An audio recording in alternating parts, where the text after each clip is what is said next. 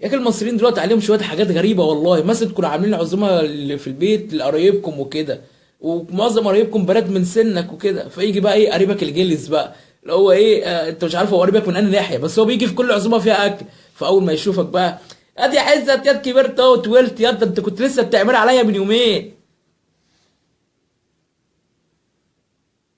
ايوه اديله الرياكشن ده وخش جوه، اصل انت لسه هتقعد تتكلم، هو اصلا راجل مهزأ، انت راجل مهزأ والله، انت اللي جابك يالا.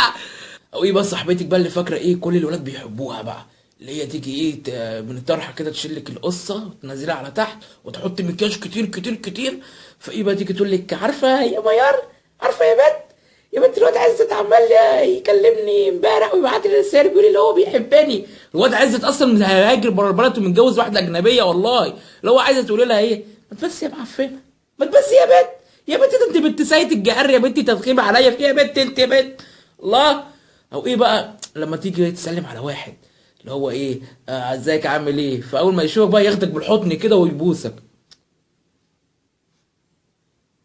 طب ما تسلم على ام ايدي الاول، طب بعد كده نبوس بعض ونحضن ونتمرمغ على الارض، طب ما تسلم على ايدي الاول يا، او مثلا تروح تسلم على واحد فيه يفضل ماسك ايدك بقى، ايه يا عم ايه اخبارك الحمد لله تمام وانت لا. طب ما تسيب ايدي بس انت انا كنت وحشني وكده، طب ما تسيب سيب ايدي يا ابني انت، او يجي مثلا اخوك بقى يسلم عليه فيفضل ايه ماسكه بالايد التانيه بص يا ابني انت ما لعبتش وانت صغير يا ابني في يا ابني ما ترحمونا. او ايه بقى صاحبك المبلط بقى اللي هو ايه يجي ايه يقول لك ايه يا اسطى ما تجيب شويه لب، ماشي يا اسطى ما تجيب سيجاره، ماشي يا اسطى ما تجيب سندوتشين معاك، يا ابني في مالك يا ابني التنحه بتاعت اهلك دي، انت ابوك باعت لي يد عشان اصرف على امك يا، ياد في مالك يا ابنك فوق اليد في مالك. او مثلا ايه بقى تبقى انت قاعد انت وابوك كده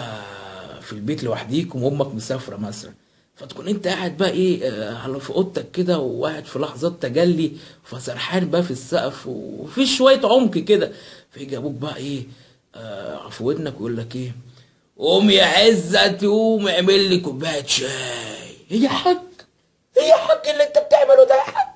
يا حاج طب بتقول لي طب بالراحه، طب ايه الجو ده انت غريب قوي. او ايه بقى صحابك بقى اللي هو ايه بيقولوا كلمه انجليش كده في وسط الكلام، طب ليه ملهاش لازمه والله، ده احنا يعني مصريين وبنتكلم عربي ملهاش لازمه والله، مش هتبان ان انت روش او ابن ناس والله، مثلا تكون قاعده مع صاحبتك فتقول لك ايه اي كانت،